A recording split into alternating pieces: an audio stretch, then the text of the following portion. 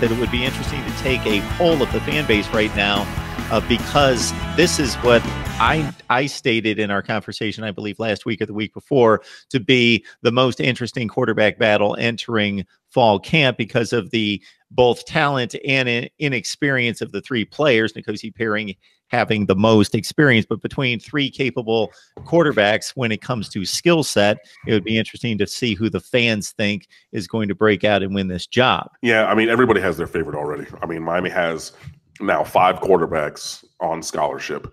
There's N'Kosi Perry, Tate Martell, and Cade Weldon, all redshirt sophomores, all in the same recruiting class. And it was funny, one of our contributors back then wrote an article about because Tate Martell decommitted from Texas A&M, and he was looking around for a new home, and Miami made his like top 8 or 7 or something like that. And our former contributor, he said, no, sticking with Perry and Weldon is the move because those are 2 4-star guys. So don't, mortgage their commitments by chasing a 5-star. And then now, a couple years later, all 3 of them are in the same quarterback room. So just funny how life happens. You got those 3 guys. You have a preferred walk-on, Carson Proctor. There it is. He was a JUCO kid, and he was connected with Dan Enos previously at Arkansas, I believe, as a walk-on there. So he's a program guy. And then you got Peyton Matoka, 3-star quarterback out of Houston, who was the co-Houston Offensive Player of the Year for private schools, threw for about 3,800 yards, ran for about 800 more on top of that, had almost 50 total touchdowns between throwing and running. And he's going to come in. He's 6'4", 204. He just committed last weekend on his official visit. So those are the 5 guys. And people have their favorites. Some people are like, hey, Matoka is a dual threat guy. He was a second-team All-State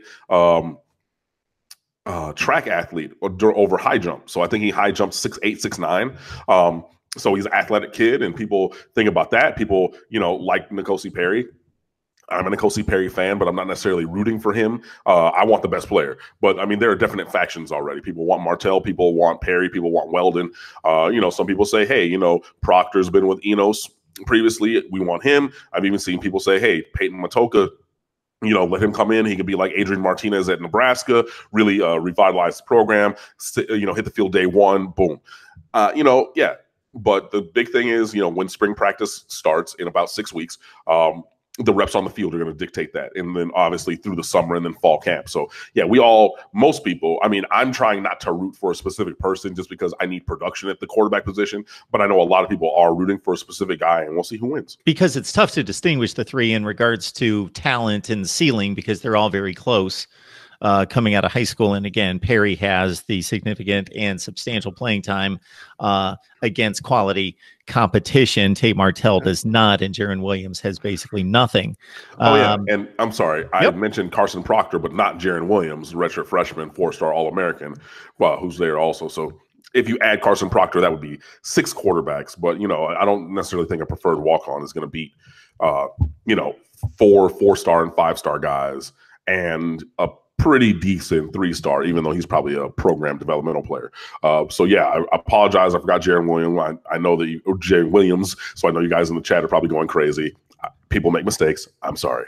But yeah, so you got 5 scholarship guys plus a preferred walk-on.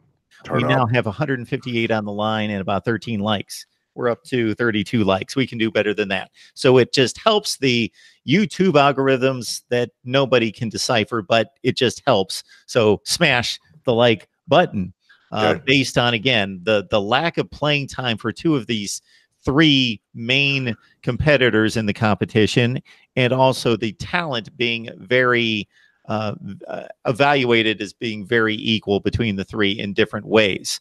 But this particular person is asking who you believe would be at their best if they all fulfill potential. Ooh. Who would be the best quarterback? Man, that first of all, that's a good question.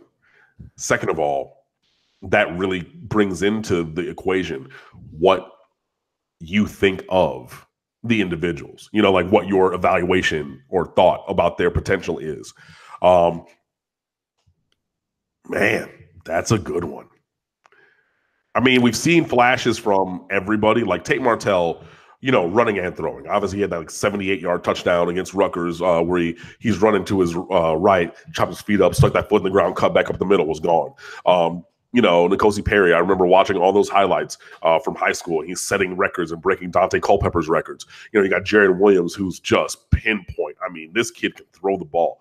I mean, it really comes down to, like I said, what the person answering the question thinks about the players that you're asking about.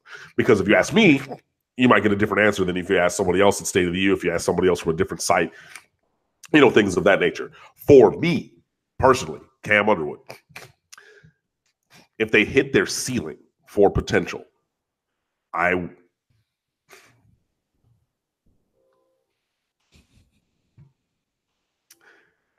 that's tough. I'm going to say Tate Martell just because I've seen him win so much. Like, he's just, undefeated in high school, 3 national championships, all these yardage, all this, stuff. I've seen him do that at that level. And I'm not trying to discount N'Kosi or Jaron or anybody else, but at the peak, like if everything were to go perfect and he had perfect 100% development, Tate Martell. Okay, there you heard it. And you heard how excruciatingly difficult it was for Cam to make the call. So don't be jumping on him 2 or 3 weeks into this season when somebody else has the job and or maybe Martell won the job and had a bad outing or whatever the situation is. Because again, it's impossible for me to evaluate, because even though I watch Miami play all the big games, and I don't mean huge games, I mean just basically the ACC schedule and the decent non-conference games, I watch them play about 9 times a year. I've got a certain evaluation of N'Kosi Perry, but I need to see a whole lot more. And then I haven't seen the other 2 guys play meaningful football. Yeah, I saw Tate Martell throw a few passes against Rutgers, but I need to see him play with the bullets flying. You are able to evaluate or risk your reputation on evaluation, Cam, with a little less information, or a lot more information actually, but less eyeball test. I would like to see the guys play. I would like to see them play also, but it is a speculative question. It is taking projection and potential into account. So, I've been right before, I've been wrong before, but like I said, that was my thought on the question. And like I said, it is a very good question. But again, it takes personal biases into account. It takes, projection and potential into account. But as I sit here on this day, I feel like it'd be Tate Martell. Ask me next week, maybe my mind will change. Who knows? But, I think I'd walk you through my thought process for it. So, we'll see. But it's a good conversation, if nothing else. I hate to discount our contributors on the live chat, the ones that put their input into that question, but I basically summed up a ton of comments, and it turned out to be my question is what the question turned out to be right there about the quarterback play.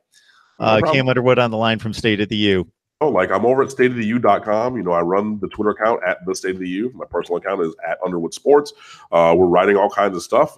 Baseball preview is up. We have news and notes pretty much every day. There's a game preview for today's basketball game up. So we're doing basketball. We're still looking back at last football season with recaps and the State of the U awards and things like that. I personally have a couple recap things that I need to do because I'm trying to stretch myself a little thin because covering recruiting and all these other things. But there's always recruiting talk with those things. So we just try to be a full service Cane site. We're doing non-revenue recaps every few days. So looking at track and field, women's basketball, men's and women's tennis, all the other sports and things like that. So, we're just trying to do a lot and continue to try to push the vanguard forward for what we offer for you at State of the U. So, please click on over there and come fan with us. Cam, know that both in the live chat and in the comments that have been left to the videos in the past week, there are more pats on the back and more thank yous to you than I can count. Man, I appreciate it. I don't know what's going on with my nose today. I know you guys hear me getting all nasal and blowing my nose all of a sudden. So I don't know if I'm trying to get sick or whatnot, but, with this little Florida cold spell. But, I enjoy hanging out with you guys. I enjoy talking about the Canes. So I'm really glad that you guys enjoyed as well. So, thank you for being here with us. And, there's more of this where it came from over at State of the U. So like I said, come fan with us. Awesome. And I'm going to make another push that with 263 on the line and us tapping out around 320, that if you guys spread the word that we can get close to 4 digits here in the next few weeks, talking Miami football as we head toward spring camp. And we'll have a final on the 2019 class, of course, here in 1 week. Cam, we appreciate you stopping by as always. Yeah, man, Mark, it was a good time. Thanks you guys for tuning in, and I'll see you the next time.